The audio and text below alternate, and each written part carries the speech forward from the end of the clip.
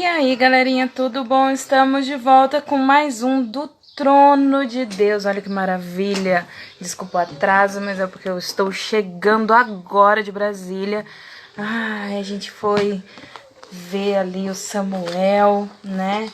Esse menino já tão pequenininho, já tão abençoado por Deus. Essa nova esperança que o Senhor deu, esse novo cântico que o Senhor deu aos nossos corações. Graças a Deus ele tá bem indo para casa. Olha que maravilha, que delicioso.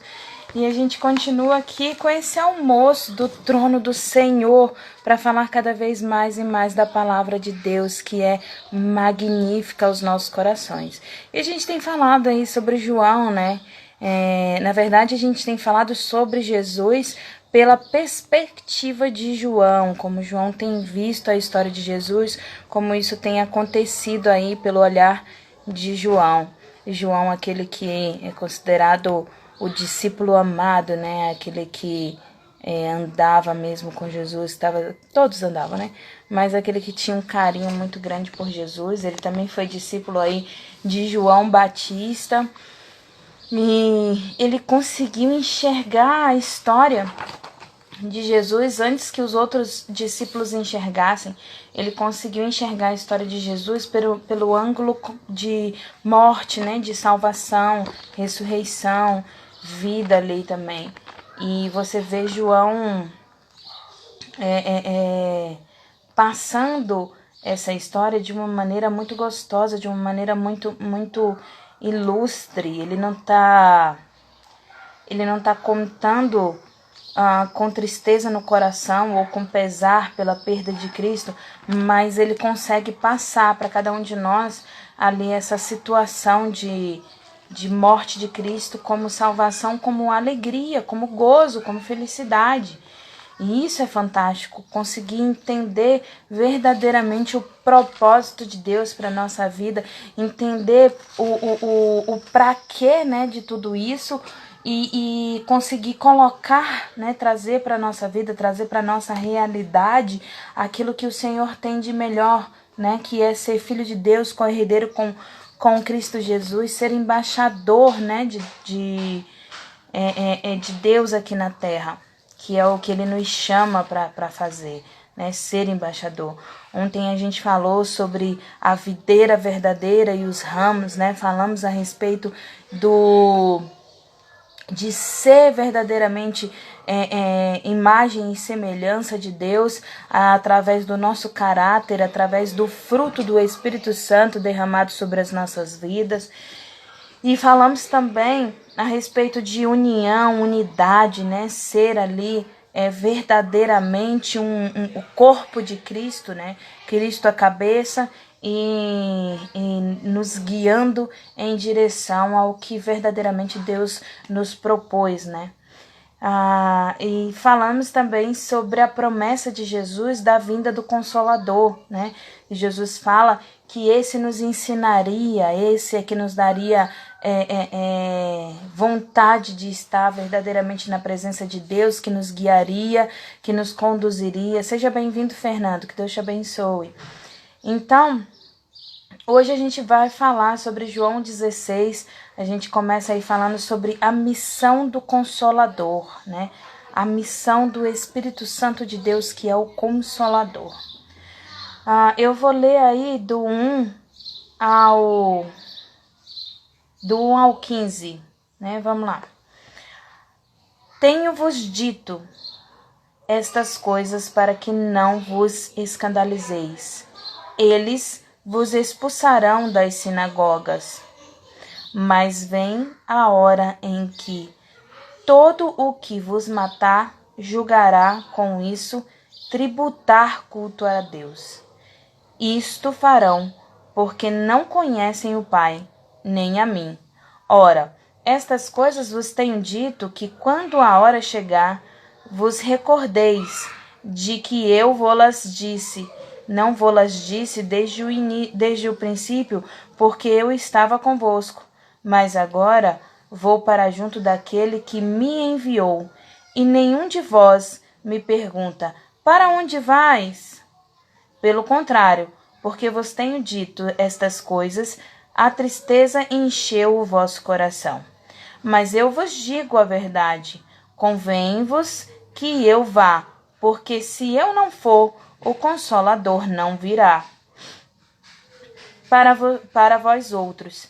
Se, porém, eu for, eu vou-lo enviarei. Quando ele vier, convencerá o mundo do pecado, da justiça e do juízo. Do pecado, porque não creem em mim. Da justiça, porque vou para o Pai e não me vereis mais. Do juízo, porque o príncipe deste mundo já está julgado. Tenho ainda muito que vos dizer, mas vos não o podeis suportar agora. Quando vier, porém, o Espírito da verdade, ele vos guiará a toda a verdade, porque não falará por si mesmo, mas dirá tudo o que tiver ouvido e vos anunciará as coisas que hão de vir. Ele me glorificará, porque há de receber do que é meu, e eu vou-lo há de anunciar. Tudo quanto o Pai tem é meu. Por isso é que vos disse que há de receber do que é meu, e vou-lo há de anunciar. O que João está falando aí nesse trecho do capítulo 16, né? Quais são as palavras verdadeiras de João, né, a respeito disso? Javás, que seja bem-vindo, que Deus te abençoe. Ele está falando sobre o seguinte: quando ele fala lá do 1 ao 15, o Espírito no mundo e na igreja, ele está falando sobre a característica do mundo religioso, está falando sobre religiosidade, que persegue e mata os discípulos, né, os cristãos. E imagina que assim ele está servindo a Deus verdadeiramente. Os fariseus, né, os saduceus, os religiosos daquela época iriam continuar perseguindo a Jesus, como a gente vê ali em Atos, né, aos cristãos, como a gente vê em Atos, isso bem claro. E através dessa perseguição, eles acreditavam que estavam verdadeiramente seguindo a Deus, que eles estavam oferecendo isso como um sacrifício ao Senhor, porque eles acreditavam que o povo não podia ter Jesus como mestre, ter Jesus como Cristo, porque eles viam um Cristo que viria cheio de riqueza, cheio de ouro, de prata, e que iria reinar neste mundo. Mas Cristo veio para que nós tivéssemos vida e tivéssemos vida em abundância, né? Ele está falando sobre a vida de salvação, de transformação, de cura. É isso que ele está falando. E aí o que acontece? Ele fala que para que a gente não caia no mesmo erro, a gente precisa tomar conhecimento de que Jesus Cristo é Filho de Deus. Então, não viver em religiosidade, mas viver através da presença do Senhor em nossa vida, né? Permitindo que Jesus Cristo opere em nós. E para isso era necessário que ele mandasse o Espírito Santo, para que o Espírito Santo estivesse sempre nos nos orientando, nos mostrando, nos conduzindo, né? Lá no versículo 4, ele fala sobre esse caráter especial de Cristo, ele fala sobre o ensino, né? Ele fala que a partir da partida de Cristo vem o Espírito Santo com o ensino, né? E fala também de Jesus Cristo que ficou aqui ensinando. No 4 ele está falando lá que ele está falando isso agora, a partir de agora, porque antes ele estava aqui com a gente. Então não precisava ele falar sobre o que o povo iria passar, o sofrimento que eles iriam passar, e só o dele, porque ele estava aqui para ensinar, né? Oi, Tereza, seja bem-vinda. Capo também, seja bem-vindo. E aí o que acontece? Então ele está falando sobre isso, sobre esse Cristo que nos ensina, né? No versículo 5 ele fala: nenhum de nós deve perguntar-me, para onde vais? Ninguém deve perguntar para ele, para onde vais? Por quê? Porque ele já ensinou, a gente sabe para onde ele vai. No 7 ele fala temos mais ensinos importantes referente ao Espírito Santo, né? No 8, ele fala assim: ele arguirá o mundo do pecado, da justiça e do juízo. Ele quem? Ele, o Espírito Santo de Deus, né? Então, quando ele fala sobre arguição do mundo, ele está falando sobre... Está ligado diretamente ao Espírito Santo de Deus. Por quê? Porque ele vai dar o testemunho de Jesus Cristo na nossa vida. Ele é que traz o convencimento, lembra? A gente fala do amor de Deus, a gente conversa sobre o amor de Deus, a gente transborda do que Deus transborda na nossa vida, mas só quem convence é o Espírito Santo de Deus. É Ele que verdadeiramente arde no nosso coração para que haja confirmação e transformação da nossa vida, né? Sem Ele não há conversão, sem Ele não há convencimento, né? Então ele está falando, ele vai arguir, ele é quem vai fazer com que o homem queira procurar a Cristo em tudo e que queira parecer com Cristo em tudo, né? Que queira ter sinceramente essa santidade de Cristo, ter a presença de Cristo no nosso coração. Ontem eu estava conversando com meu irmão, Fernando, e ele estava falando uma coisa muito importante. Ele estava falando assim, às vezes as pessoas pecam porque falam dos discípulos de uma maneira pejorativa e não deveriam falar. Porque assim, e outras pecam por excesso, colocando os discípulos, né, como em altares, como Cristo, e não deveriam. Então a gente não deve pecar nem por falta nem por excesso, a gente deve viver como Cristo viveu. Os discípulos, eles eram santos, assim como eu e você somos santos, porque santo quer dizer separado, separado para a obra de Deus. Então, Paulo era santo, então São Paulo, João, José, todos eles eram santos.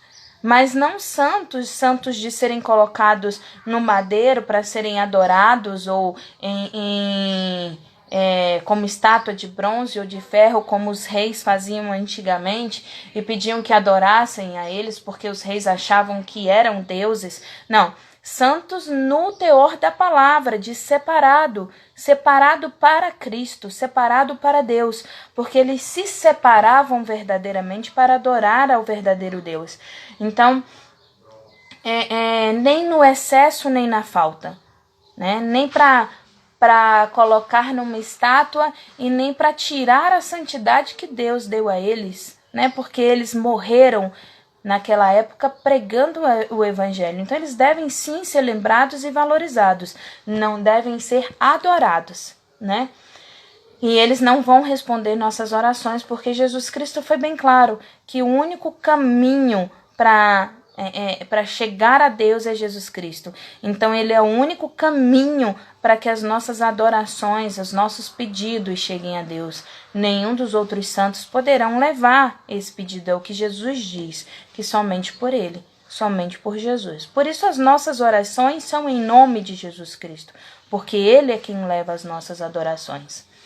E aí lá no versículo 7, né, ele fala, e no 8, que quando ele vai arguir dos nossos pecados, da justiça, do juízo. Ele está falando que o Espírito Santo ele procura, né, se preocupar com o homem, contendo a imagem de Cristo, contendo essa característica de Cristo, contendo esse fruto do Espírito Santo que revela o caráter de Cristo em nós, né? E assim dá testemunha de Jesus Cristo verdadeiramente. Não que nós seremos perfeitos, porque perfeito só Jesus Cristo, mas porque quando as pessoas olharem para a gente vão enxergar a sinceridade do Espírito Santo de Deus e o transbordar dele na nossa vida, e aí sim nós vamos revelar Jesus Cristo como Salvador, como salvação, né? Lá em Lucas 5:8, vamos ler rapidinho. Oi, Vê, seja bem-vinda. Eu mandei lá pro Marcelo para ver se ele vai entrar, se ele não vai entrar hoje para conversar. mas ele deve estar aí todo empolgadíssimo com o Samuel, né? Então, acho que vai ser um pouquinho difícil dele entrar hoje. Mas se ele quiser, a gente começou tem pouco tempo, tem 15 minutinhos. Lucas 5:8 fala assim: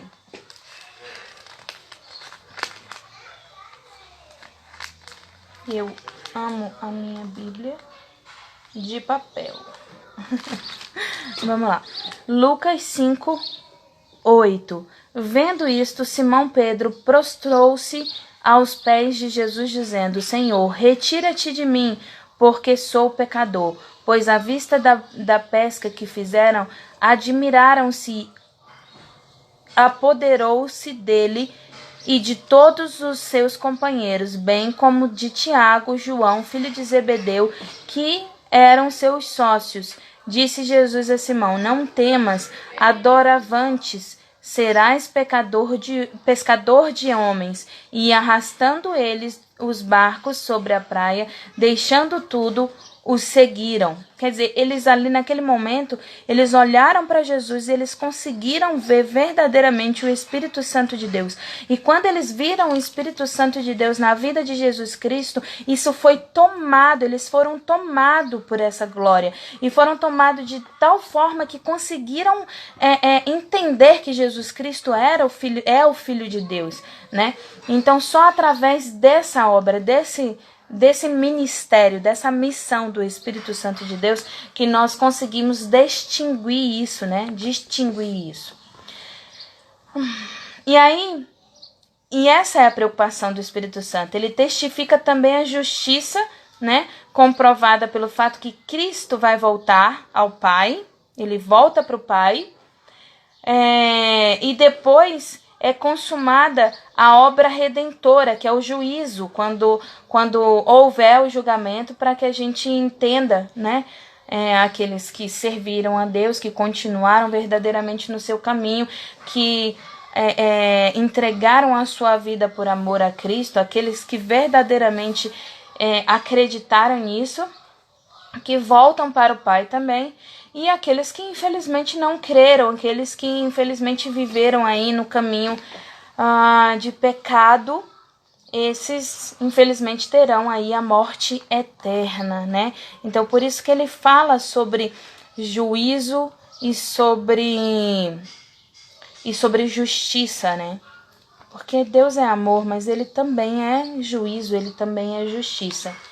Lá em Hebreus 2:14 fala assim: visto, pois, que os filhos têm participação comum de carne e sangue, deste também ele igualmente participou, para que por sua morte destruísse aquele que tem o poder da morte, a saber, o diabo, e livrasse todo aquele que, pelo pavor da morte, estavam sujeitos à escravidão por toda a vida, pois ele, evidentemente, não socorre anjos, mas socorre a descendência de Abraão, né?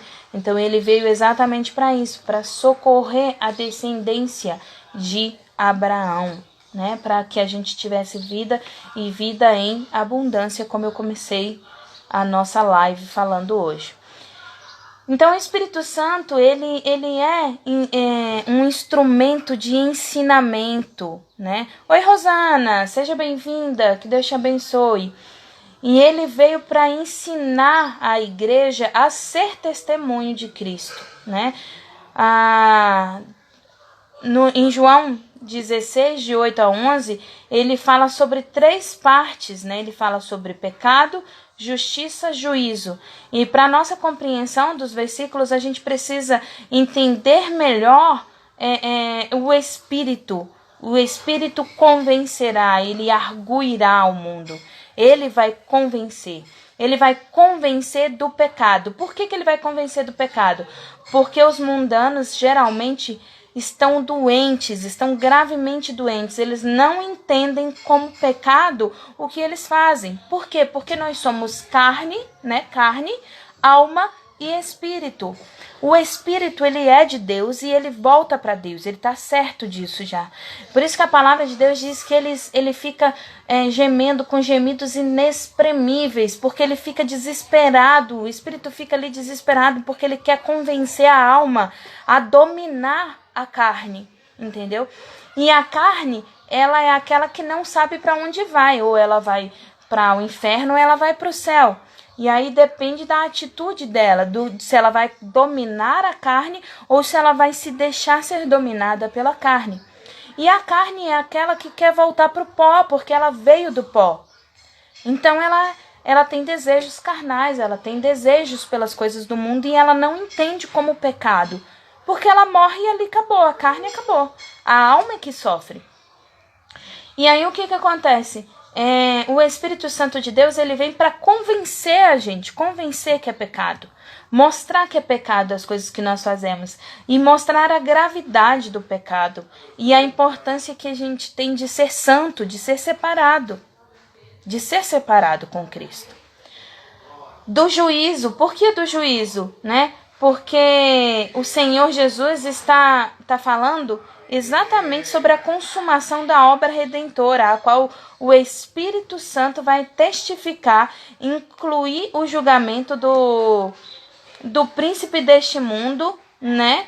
Que é Satanás. Então, assim, ele está falando exatamente disso, que, assim, a partir do momento que o Espírito Santo de Deus, ele me ensinou, ele me instruiu, ele me mostrou, ele ardeu no meu coração, me mostrando o que era certo e o que era errado, e Jesus Cristo já subiu e ele já pagou pelos meus pecados, sendo assim mais simples, digamos assim, não é fácil, é simples, entrar na presença do Senhor. Eu não preciso mais seguir a lei, mas eu sou salvo pela graça. Não é que agora eu vou deixar de cumprir a lei, não. Mas se eu não cumprir a lei, mas o meu desejo era cumprir, e eu estou sempre ali em comunhão com Deus, em comunhão com o Espírito Santo, pedindo perdão pelos meus pecados, pedindo para que Ele transforme a minha vida, pedindo para ser convertido. Convertido é porque tendo mudança de caminho, conversão de caminho. A partir desse momento, entendeu? Eu não vou sofrer esse juízo.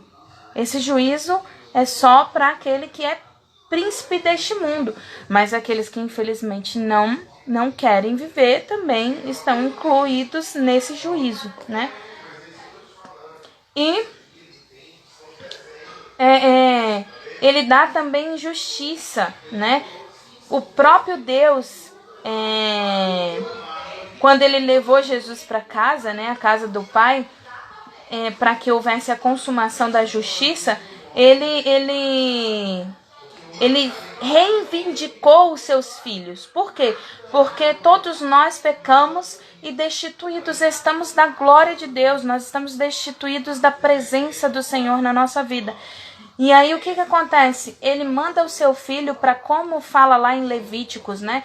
Que fala a respeito de que se você não consegue pagar a sua dívida, se você está endividado, se você se vendeu como escravo, um parente seu, ele pode ir lá e resgatar a sua dívida, ele pode ir lá pagar a sua dívida. E o que Jesus faz? Jesus vem como parente nosso e paga a nossa dívida. Ele cumpre lá o desígnio de Deus para que nós não sejamos mais escravos do diabo, para que a gente possa ter liberdade, né, de decidir, de escolher. E aí, claro, nossas escolhas têm consequências, né? Mas aí, a partir desse momento, ele vem e paga esse preço, ele cumpre o quê? A justiça. Então, nós somos justificados com Cristo, né? Então, nós não somos merecedores, mas somos justificados. Ele já pagou a nossa dívida, né? E lá no versículo 33, né, versículo 20, começando no 20, ele fala sobre a linguagem viva, né, sobre morte e ressurreição de Cristo.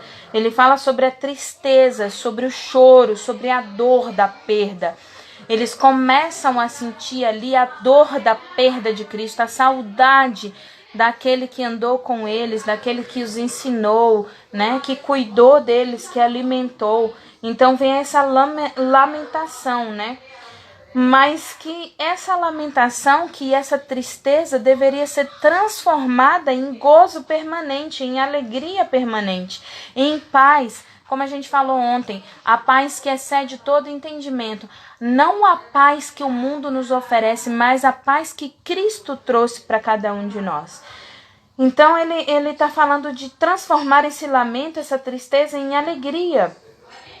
E a gente deve sim sentir alegria na morte de Cristo. Por quê? Porque foi essa morte que nos trouxe salvação. Foi essa morte que nos purificou dos nossos pecados. Foi essa morte que nos fez co-herdeiros com Cristo, né?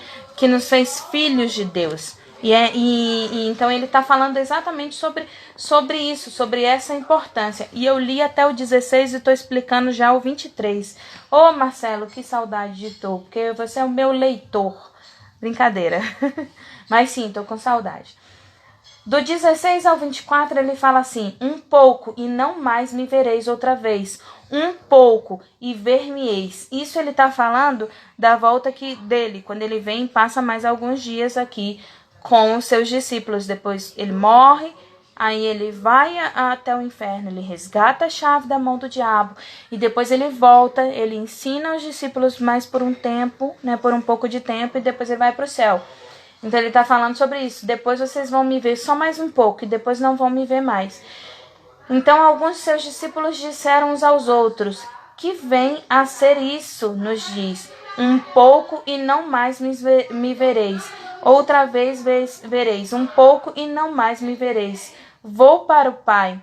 Diziam que, pois que vem a ser este um pouco, não compreendendo o que quer dizer. Percebendo Jesus que desejavam interrogá-lo, perguntou-lhe: indagais entre vós a respeito disso que vos disse, um pouco e não me vereis, e outra vez um pouco e ver-me-eis. Em verdade, eu vos digo, que chorareis e vos lamentareis, e o mundo se alegrará. Vós ficareis tristes, mas a vossa tristeza se converterá em alegria. A mulher, quando está para dar à luz, tem tristeza, porque a sua hora é chegada, mas depois de nascido o menino, já não se lembra da aflição pelo prazer que tem de ter o nascido ao mundo um homem em suas mãos. Assim também agora vós tendes tristeza, mas outra vez vos vereis o vosso coração, que se alegrará, e a vossa alegria ninguém poderá tirar. Naquele dia nada me perguntareis. Em verdade vos digo, se pedirdes alguma coisa ao Pai, ele vô-la concederá em meu nome. Até agora nada tendes pedidos em meu nome. Pedi e recebereis, para que a vossa alegria seja completa. E o que ele está falando aí então, lá, né, do 23? Ele está falando a respeito de... ele está nos ensinando como nós devemos orar a partir daí. Como é que nós devemos... Oi, Michele, seja bem-vinda, Deus te abençoe. Ele está falando sobre, a partir daí, como é que nós devemos orar. A partir daí, aquele véu seria rasgado. A partir daí, todas as nossas orações seriam feitas diretamente a Deus, mas em nome de Jesus Cristo. E por conta do preço que Ele pagou pela minha vida, pela sua vida, nós seríamos resgatados e Ele nos atenderia, né? De acordo com a sua vontade e para a glória dEle. É como a historinha sobre João Batista e sobre Lázaro, que a gente fala assim, Jesus amava a Lázaro e Jesus amava João Batista. Eles eram amigos íntimos, mas havia propósito na ressurreição de Lázaro e não havia propósito na ressurreição de João Batista. E então, assim, eu posso até pedir para que Deus ressuscite João Batista, mas o Senhor só fará isso se houver verdadeiramente propósito para o cumprimento da palavra dele. Ele não faz as coisas para o nosso próprio deleite, como a palavra de Deus diz: pedis e não recebeis, porque pedis mal, pedis para o vosso próprio deleite. Né? A gente vive para amar a Deus sobre todas as coisas e ao nosso próximo como a nós mesmos. Então a gente tem que pedir as coisas com propósito. Qual é o propósito disso acontecer? Né? Qual é o objetivo disso acontecer na nossa vida? O tempo de João Batista tinha findado, tudo que ele tinha falado já tinha sido cumprido na presença de Jesus Cristo. Então era hora de João Batista descansar. Era hora dele estar nos braços do Pai. E tenho certeza que João Batista tá muito mais feliz lá do que aqui nesse mundo, aflito, e de repente vendo o amigo dele passar por tudo aquilo, por morte de cruz. Né? E talvez, se João Batista estivesse vivo, Jesus Cristo ainda teria a questão de João Batista como sacerdote, porque pela lei era João Batista para ser o sacerdote, que não iria julgá-lo como o outro sacerdote o julgou, né? Então, continuando. Então, nesse versículo, no versículo 23, ele está dizendo sobre esse véu que foi rasgado, seria rasgado a partir da morte e ressurreição dele. E ele está falando sobre a importância de pedir as coisas para Deus em nome de Jesus Cristo. E ele fala de novo sobre a sua partida. Ele está falando que ele vai embora e que ele volta, né? Ele veio, cumpriu o propósito de Deus nas nossas vidas, né? Com morte de cruz, foi até o inferno, pregou para as almas cativas, subiu. Por mais um tempo ele ensinou para os seus discípulos, ele caminhou com os seus discípulos e ajuntou os seus discípulos que haviam se dispersado, haviam se afastado, e depois ele foi embora. E ele voltará para nos buscar, e depois voltará novamente para reinar durante 1000 anos, né? Então, ele está falando sobre essas idas e vindas dele. Aí lá no 25 ele fala assim: essas coisas vos tenho dito por meio de figuras. Vem a hora em que não vos falarei por meio de comparações, mas vos falarei claramente a respeito do Pai. Naquele dia pedireis em meu nome, e não vos digo que rogarei ao Pai por vós, porque o próprio Pai vos ama, visto que me tendes amado e tendes crido que eu vim da parte de Deus, vim do Pai. Entrei no mundo, todavia deixo o mundo e volto para o Pai.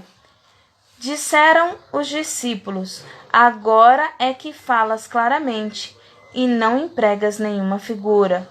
Agora vemos que sabes todas as coisas e não precisa de que alguém te pergunte. Por isso cremos que de fato vieste de Deus. E respondeu-lhe Jesus: credes agora? Eis que vem a hora, e já é chegada, em que sereis dispersos, cada um para a sua casa, e me deixareis só. Contudo, não estou só, porque o Pai está comigo. Estas coisas vos tenho dito, para que tenhais paz em mim. No mundo passais por aflições, mas tende bom ânimo. Eu venci o mundo. Então ele está falando assim, quando os discípulos falam assim: ah, Senhor, agora o Senhor não está falando mais por figura, o Senhor está falando claramente que o Senhor vai para Deus, que o Senhor vai passar por esse sofrimento, que vai acontecer tudo isso. Agora a gente está entendendo.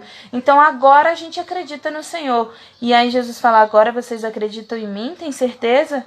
Porque vocês ainda vão dispersar, vocês ainda vão cada um para o seu canto. E eu é que vou buscar vocês de novo. Então, tem certeza do que vocês estão falando?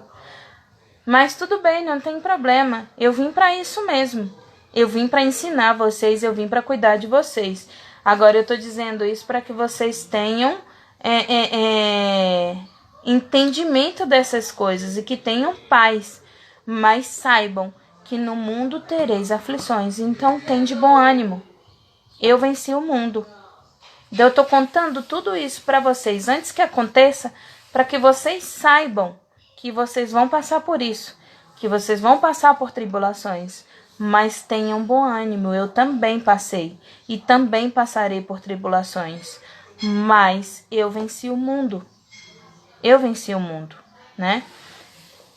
E é isso que o Senhor está colocando nos nossos corações hoje, né? É isso que Ele quer falar conosco hoje.